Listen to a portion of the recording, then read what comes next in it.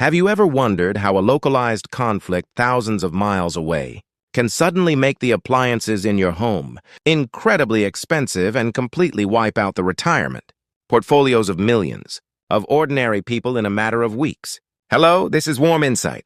Today, we are going to talk about the massive geopolitical shocks currently fracturing the global economy, the sudden collapse of consumer confidence, and the exact defensive strategies that the smartest institutional money is using right now to survive the storm. Leaving a like and subscribing is a huge help to us. We are living through a profound and rapid reshaping of the global economic narrative, driven almost entirely by the escalating geopolitical tensions stemming from the Iran conflict and Operation Epic Fury. This instability has abruptly shattered the sunny optimism that defined the markets just a few short months ago. The ripple effects of this military confrontation are proving to be profoundly detrimental to global economic sentiment, specifically impacting consumer confidence in the United States and triggering a massive flight to safety. To truly understand the gravity of this moment, we have to look backward. If we examine the geopolitical landscape of 1973, we see a chillingly identical pattern playing out. During the Yom Kippur War, the United States provided military support to Israel, which prompted the Organization of Arab Petroleum, exporting countries to proclaim an oil embargo targeted specifically at nations perceived as supporting the Israeli military. The results were catastrophic for the global economy. The price of a barrel of oil quadrupled almost overnight. Long lines of panicked citizens stretched for miles outside of gas stations. Rationing was implemented, and the broader stock market suffered a devastating crash that took years to recover from. The 1973 oil shock was not merely a mechanical disruption of supply chains, it was a profound psychological trauma for the Western world, exposing the stark reality that domestic economic prosperity was entirely dependent on the political whims of foreign actors controlling critical choke points. Today, in May of 2026, we are watching this exact historical parallel unfold in real time. The conflict with Iran and the immediate threats to the Strait of Hormuz, where 20% of the world's oil flows, has recreated the exact same vulnerability. The underlying fragility of our interconnected world has been laid bare, once again proving that technological advancement has not insulated us from the ancient realities of resource warfare and geographical bottlenecks. The reason this historical repetition hits the markets so violently is deeply rooted in human neurobiology, specifically the psychological phenomenon known as the negativity bias. Our brains are evolutionary artifacts hardwired on the ancient savannas to prioritize threats over opportunities. From a survival standpoint, ignoring a potential food source might mean you go hungry for a day, but ignoring the rustle of a predator in the bushes means you are removed from the gene pool entirely. Therefore, the human amygdala, the fear center of the brain, treats sudden geopolitical violence as an immediate existential threat to survival. When investors see missiles flying and global trade routes blocked, their financial brains instantly revert to this primitive survival architecture. They do not rationally calculate the long-term, discounted cash flows of their portfolio companies. Instead, they react to the perceived rustle in the bushes, indiscriminately dumping assets and hoarding cash, driven by a biological imperative that overpowers any logical economic analysis. It is incredibly difficult to fight millions of years of evolutionary programming when the news cycle is relentlessly screaming about war. You can think of the global economy right now as a meticulously planned massive outdoor picnic. For months, everyone has been setting up the tables, arranging the beautiful spreads of food, and anticipating a long, relaxing afternoon in the sun. This represents the steady economic growth, the corporate earnings projections, and the general consumer optimism we saw earlier in the year. But suddenly, without warning, a fierce and violent storm rolls over the horizon. The wind begins overturning tables. The rain drenches the food and lightning strikes nearby. This storm is the Iran conflict. In an instant, nobody cares about the carefully prepared potato salad or the planned games, the singular focus of every single person at that picnic shifts entirely to finding shelter. They pack up frantically, their appetite for spending and enjoying the day completely vanishes, and they huddle under the nearest pavilion, waiting in fear for the skies to clear. The sudden shift from sunny optimism to stormy uncertainty dictates every single movement they make. This brings us to the second massive pillar of our current economic reality, which is the complete and utter collapse of consumer confidence, perfectly illustrated by the recent disastrous announcements from major appliance manufacturers. Whirlpool, a cornerstone of the American consumer durables market, recently issued a stark warning declaring a recession-level industry decline. They slashed their full-year profit forecasts by half, suspended their dividend to preserve cash, and watched their stock price plummet to a 14-year low. This is not just a bad quarter for a single company. This is a massive, flashing red warning, light on the dashboard of the entire global economy, when consumer sentiment plunges to record lows. Due to geopolitical fears and inflation, the very first thing people do is stop buying big-ticket items. To understand the sheer destructive power of evaporating consumer confidence, we must look back at the harrowing days of the 2008 financial crisis. While the trigger in 2008 was a subprime mortgage meltdown, rather than a Middle Eastern war, the psychological mechanism that destroyed the broader economy was identical. When the housing bubble burst, the perceived wealth of the middle class vanished overnight. Even people who did not lose their homes suddenly felt significantly poorer and far more vulnerable. This sudden evaporation of confidence created a vicious, self-fulfilling cycle of economic contraction. Because people felt fearful about the future, they stopped buying new cars, they stopped going on vacations, and they certainly stopped buying new refrigerators and washing machines.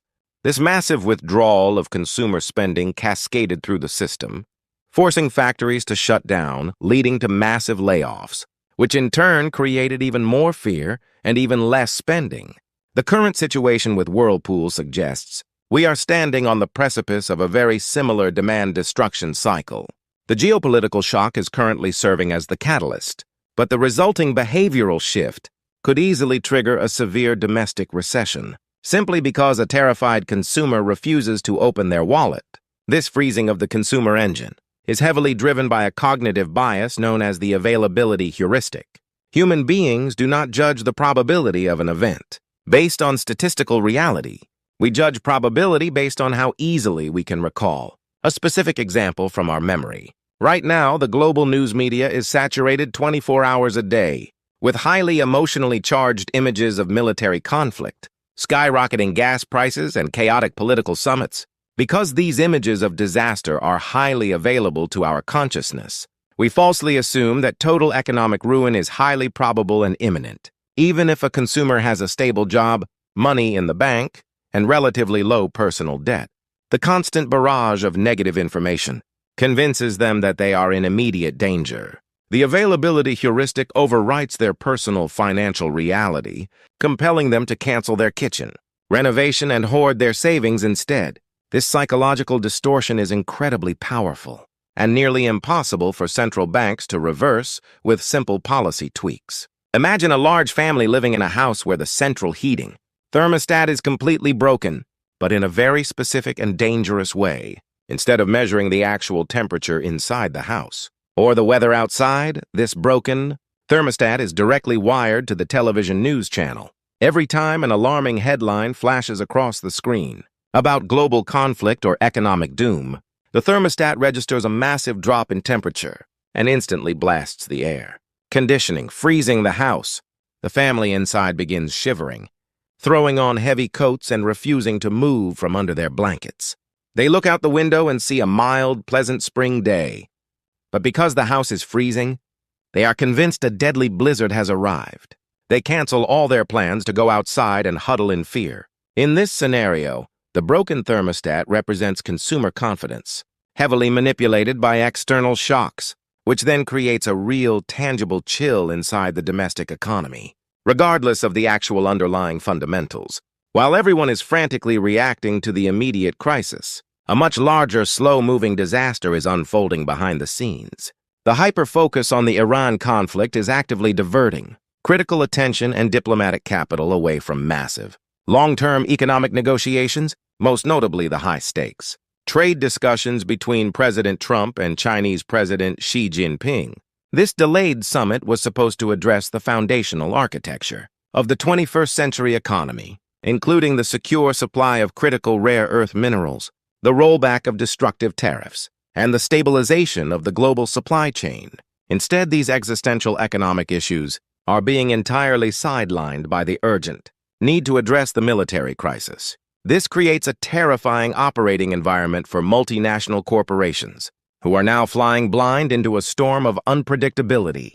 History provides a brutal lesson on what happens when global powers prioritize short-term political friction over long-term trade stability.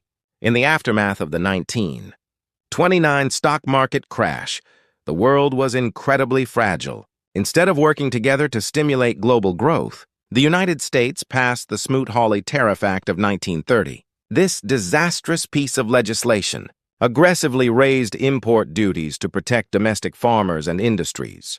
The psychological intent was defensive, but the macroeconomic result was catastrophic. It triggered a massive retaliatory global trade war. As nations desperately turned inward and slammed their doors shut, global trade plummeted by an astonishing 66% over the next few years. This breakdown of international commerce did not just exacerbate the Great Depression, it fundamentally locked the entire world into a decade of agonizing poverty and industrial stagnation. Today, as geopolitical tensions force world leaders to abandon critical trade negotiations and focus on immediate border security and military posturing, we risk repeating the exact same mistake. We are neglecting the complex, interconnected trade networks that actually sustain our modern prosperity in favor of fighting immediate regional fires. The psychological phenomenon driving this catastrophic neglect is known in human factors, engineering as attentional tunneling or threat rigidity. When an individual, an organization, or even an entire government is exposed to a sudden high-stress threat, their cognitive bandwidth narrows dramatically. They lose the ability to process peripheral information or engage in complex, long-term strategic planning. Imagine an airline pilot who suddenly hears a loud bang and sees a flashing red warning light indicating an engine fire. The pilot's brain will fixate entirely on that single red light. This is an adaptive survival mechanism, but it becomes deadly if, while staring at the engine warning, the pilot completely forgets to monitor the altimeter and flies the plane directly into the side of a mountain. The global diplomatic and economic apparatus is currently experiencing severe attentional tunneling. We are collectively staring at the flashing red light in the Middle East, pouring all our resources and attention into that single crisis, while completely ignoring the rapidly approaching mountain of supply chain, decoupling, rare earth shortages, and the desperately needed digital infrastructure investments, championed by organizations like the Asian Development Bank. The mountain is going to hit us while we are looking the other way. This situation is exactly like trying to carefully rebuild the delicate, complex engine of a high-performance race car, while the tires are actively engulfed in flames. The mechanics stand around the car, holding the shiny new parts, knowing perfectly well that they must install the upgraded turbocharger and the new fuel injection system if they want the car to run efficiently next year. The turbocharger represents the complex trade agreements and long-term infrastructure investments we desperately need. But the mechanics cannot even open the hood. They are forced to drop their specialized tools, grab heavy fire extinguishers, and sprint frantically around the vehicle, desperately trying to put out the blazing rubber. Before the entire chassis melts down, the urgent emergency completely prevents any meaningful progress on the crucial fundamental improvements required for future success. In the midst of this macro-level chaos, we are witnessing a violent divergence between the behavior of the retail herd and the calculated moves of sophisticated institutional smart money. The sheer volume of negative headlines, the recession, warnings from companies like Whirlpool, and the general atmosphere of panic have created a massive self-fulfilling sell-off in broad market equities, particularly hitting the growth and technology sectors incredibly hard. The retail investor, overwhelmed by fear and seeking immediate gratification, or at least immediate relief from pain, is indiscriminately dumping shares, transforming paper losses into permanent capital destruction. The herd is running, and they are trampling their own wealth in the process. To grasp the destructive nature of this herd mentality, we only need to look back at the bursting of the dot-com bubble. In the year 2000, during the late 1990s, euphoric retail investors poured billions of dollars into any company. With a .com at the end of its name, completely ignoring fundamental metrics like revenue or profit. When the illusion finally shattered, the panic was absolute and terrifying. The Nasdaq Composite Index lost nearly 80% of its value. Retail investors sprinted for the exits, convinced that the internet was a failed experiment and that the stock market was a permanent trap. They sold at the absolute bottom, locking in devastating losses. However, while the herd was fleeing in terror, smart money investors were quietly and methodically sifting through the wreckage. They recognized that while the overvalued, useless companies were rightfully dying, the foundational revolutionary companies were suddenly trading at massive generational discounts. They bought Amazon when it crashed from over $100 a share, down to $6. They understood that the herd's panic had created a temporary mispricing of phenomenal assets. Today, the exact same dynamic is playing out. The herd is fleeing the uncertainty of the geopolitical shock, while contrarian institutional capital is patiently waiting to acquire deeply discounted high-quality assets. The driving force behind this disastrous retail behavior is the deep-seated psychological instinct for herd behavior, coupled with the overwhelming power of the amygdala hijack. Human beings are inherently social creatures. For hundreds of thousands of years of human evolution, our survival literally depended on sticking with the tribe.